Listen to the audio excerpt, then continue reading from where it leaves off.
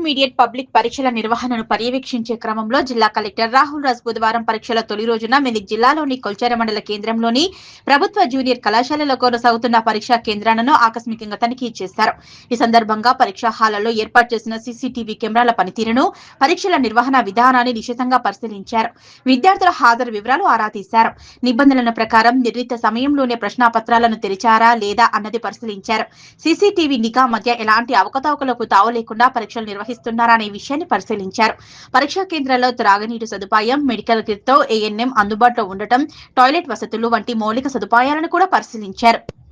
విద్యార్థులకు ఎలాంటి ఇబ్బందులు కలగకుండా అన్ని సౌకర్యాలు కల్పించాలని సంబంధిత అధికారులను ఆదేశించారు. పరీక్షలు పూర్తయిన వెంటనే ఆన్సర్ షీట్లను తగిన పోలీస్ బందోబస్తు మధ్య నిర్దేశిత కేంద్రాలకు సురక్షితంగా తరలించాలన్నారు. ఎలాంటి కాపీయింగ్కు అవకాశం లేకుండా పూర్తి పారదర్శకతతో పకడ్బందీగా పరీక్షలు నిర్వహించాలని కలెక్టర్ స్పష్టం చేశారు. ఈ తనిఖీలో సంబంధిత పరీక్షా కేంద్రం చీఫ్ సూపరింటెండెంట్ మరియు అధికారులు పాల్గొన్నారు.